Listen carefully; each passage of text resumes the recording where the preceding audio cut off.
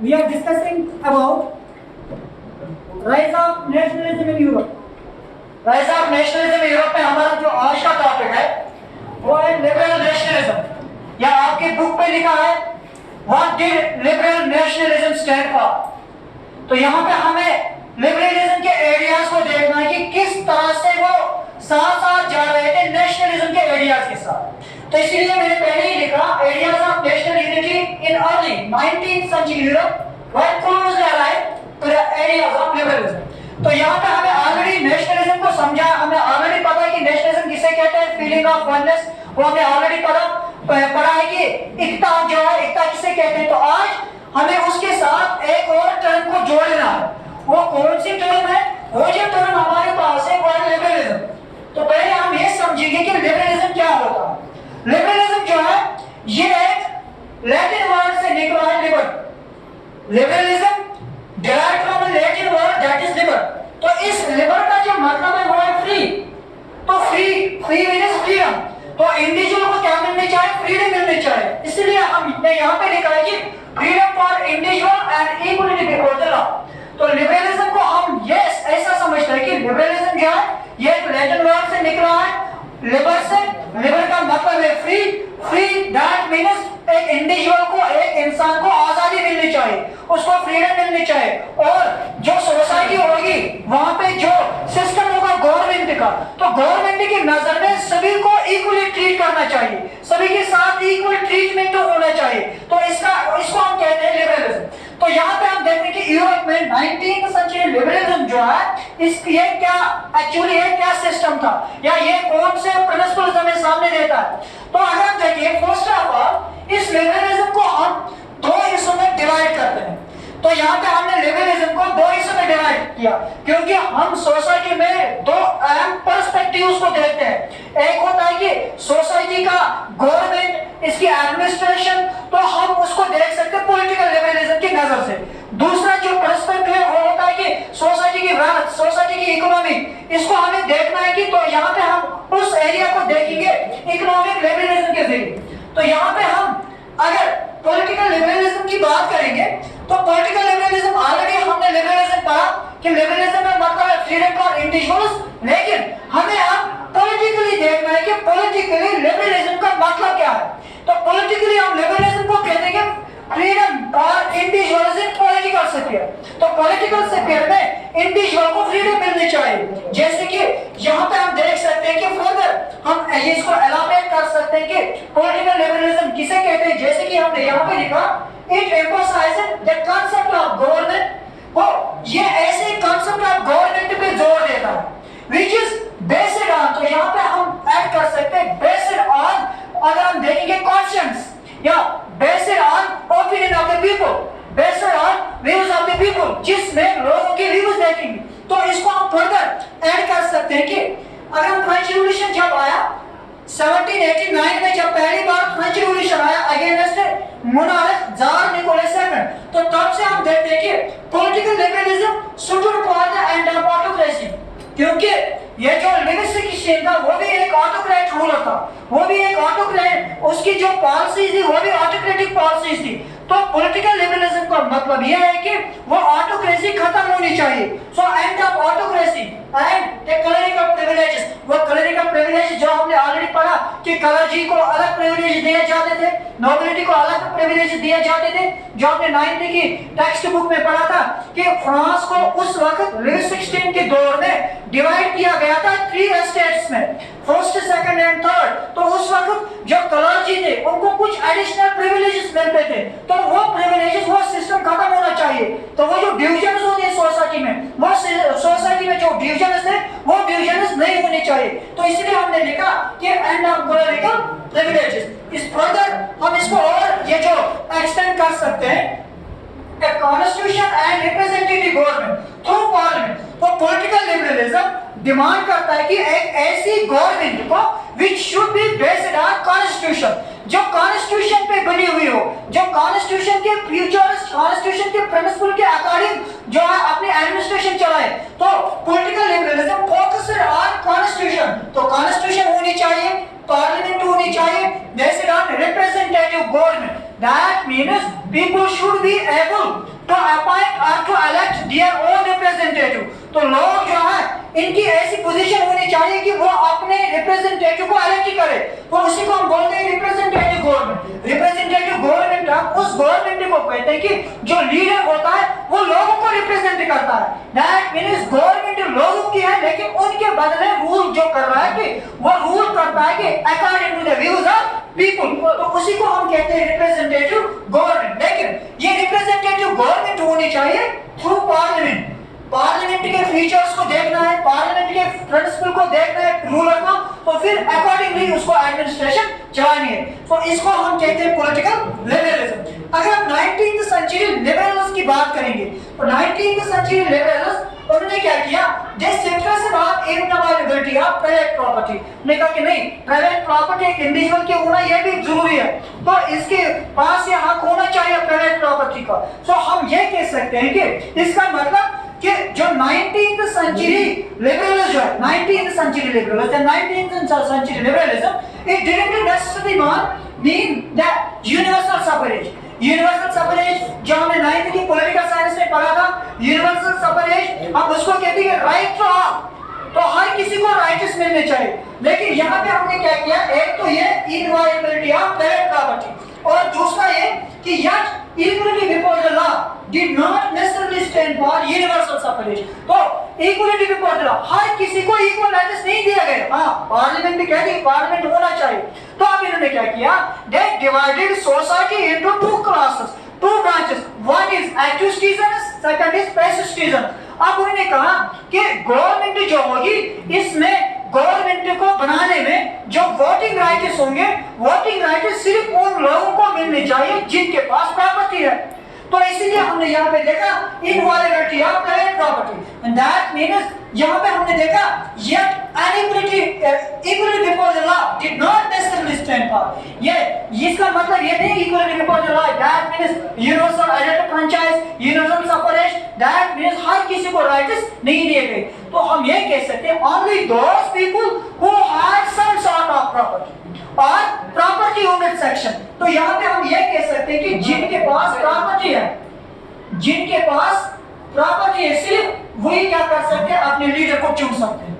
सो passive citizens या वो लोग जिनके पास ये प्रॉपर्टी नहीं है, उनको कोई राइट नहीं है अपनी गवर्नमेंट बनाने में। हाँ, वो है सोसाइटी में, उनको कुछ फ्रीडम्स दिए गए, बट जो इंपॉर्टेंट पॉलिटिकल राइट्स होते हैं, वोटिंग राइट्स, वो सिर्फ उन लोगों को दिए गए जो टैक्स पेयर्स होंगे, उन लोगों को दिए गए हैं जिनके पास क्या है, जिनके पास प्रॉपर्टी है। So property owner society. इसके अलावा इसके जरिए it was all about political liberalism, इसको हम कहते हैं political liberalism। अगर हम रिकैप करेंगे शॉर्ट में हमें यह कहना है कि political liberalism का मतलब यह है कि freedom for individuals and equality before the law।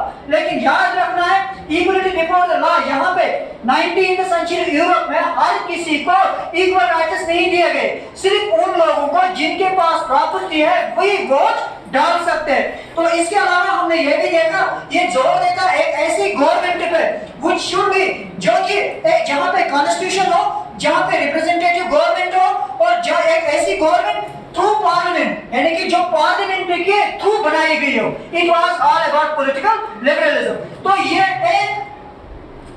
एक ब्रांच था पॉलिटिकल लिबरलिज्म का। अब दूसरा हमारे पास है इकोनॉमिक लिबरलिज्म। अब लिबरलिज्म की डेफिनेशन आपने पहले ही देखा, फ्रीडम फॉर इंडिविजुअल। तो इकोनॉमिकली हमें देखना है कि फ्रीडम फॉर इंडिविजुअल का मतलब क्या है। तो economically it's stood for freedom of markets और freedom of individuals in the markets. That means in business sphere या मार्केट्स में बिजनेस करने में एक इंडिविजुअल को आजादी मिलनी चाहिए, and also abolition of state imposed restrictions. तो यहाँ पे हमने देखा कि बहुत सारे यूरोप में बहुत सारे ऐसे एरियाज है जहाँ पे स्टेट ने बहुत सारी रिस्ट्रिक्शंस इंपोज की गई थी। जिस तरह से आपकी बुक में एक एग्जांपल दी गई कि एक मर्चेंट अहमदाबाद से निकलता है न्यूयॉर्क तक, इसको निकलना है, ये क्या करता है कि इसके क्लोथ्स बेचने हैं, लेकिन he had to pass 11 customs 11 states। तो उसको 11 states को क्रॉस करना है, एंड इन ईच स्टेट वहां पे उन्होंने क्या किया, 5% कस्टम ड्यूटी इंपोज किया। तो जो भी ये मर्चेंट निकलता है, जब ये मर्चेंट वहां से अपने एरिया से निकला और आप उसको दूसरे एरिया तक पहुंचना है, दूसरे स्टेट तक पहुंचने में इसको और 5 एरियाज को क्रॉस करना है या 11 एरियाज को क्रॉस करना है। तो हर एक एरिया में, हर एक रीजन यानी कि 11 रीजन इसको क्रॉस करना है, 11 रीजन। तो यहां पे इसको क्या देना है, 5% कस्टम ड्यूटी या कस्टम जो है, कस्टम ड्यूटी इसको ऑलरेडी देना है। कस्टम ड्यूटी एक काइंड ऑफ टैक्स, ये इसको 5% तो 11 into 5 दैट मींस इसको पहले ही 55% एज कस्टम ड्यूटी अदा करना है। Custom duty that means tax देना पहले आपने क्लोज उसको। ये निकला 1833 में, आपकी बुक पे डेट दिया है 1833, तो ये अहमदनगर से निकला, इसको निरंबर जाना है अपने क्लोथ्स को बेचने के लिए, अपने कपड़े बेचने के लिए। जब ये वहां से निकला, ये तो पास 11 रीजन्स, इसको 11 रीजन्स को क्रॉस करना है, हर एक रीजन को इसको 5% टैक्स देना है, 5% कस्टम ड्यूटी देना है। तो 5 into 11 दैट मींस 55% के पहले ही। तो इसके अलावा और भी कुछ चैलेंजेस थे, that means challenges in the economic setup. तो challenge in the economic setup, अब क्या है और क्या चैलेंजेस थे, क्योंकि हमने पहला पॉइंट देखा फ्रीडम फॉर मार्केटर्स, लेकिन यहाँ पे कुछ रिस्ट्रिक्शंस थे, स्टेट इंपोज्ड रिस्ट्रिक्शंस। एक रिस्ट्रिक्शन हमने देखी कि 55% इसको पहले टैक्स देना है, 5 in the shape of 5% custom duty. इसके अलावा वहां पे डिफरेंसेस थे, differences in the weight and measures. तो वो डिफरेंसेस क्या थे, for example unit of weight and measurement. अब इसको कपड़ा बेचना है, कपड़े की मेजरमेंट फॉर एग्जांपल इसने अपने हिसाब से 50 centimetre is equal to 1 metre, ये हमारे पास एग्जांपल है।